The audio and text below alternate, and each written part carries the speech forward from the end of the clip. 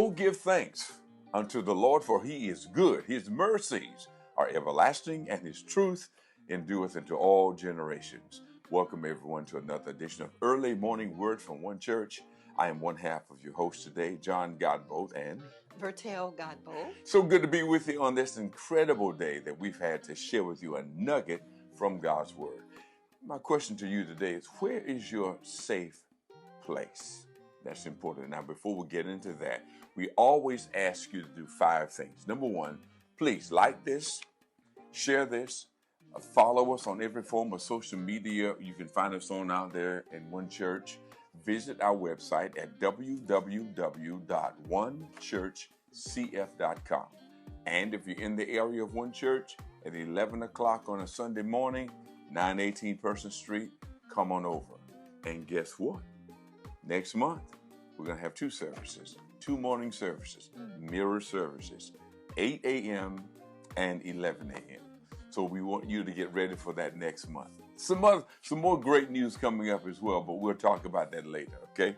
Now, my wife is going to read in Genesis chapter 26, verses 20 and 21. I want to talk with you about a safe place, okay? Okay. But then the shepherds from Gerar came and claimed the spring.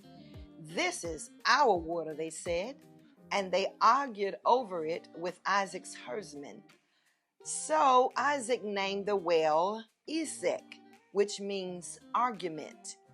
Isaac's men then dug another well, but again there was a dispute over it. So Isaac named it Sitnah, which means hostility. It's amazing that when we think about the work that you do and you're doing the right thing, and someone comes along and claims it or took your credit for something you've done. The first well we see, Esek, is a word which means contention. That is, you did the work and someone else comes along and gets the credit. And it causes you to feel like, oh, wow, what is this? Who's my friend? And Isaac then dug a second well, and that is a word which means accusation. So now you got to find a place where you can say to yourself, I'm okay. I'm okay with what happened. You see, no matter how bad what happened, no matter where Isaac went, God was still blessing him. And other people got blessed because he dug the well. Sometimes your gift can be used for God without your knowing it being used later on.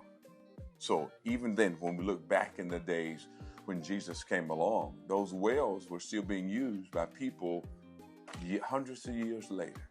So please find a safe place, not getting caught up into what people are saying and what they've done to you. Rest, trust God, and let him use you to dig more wells.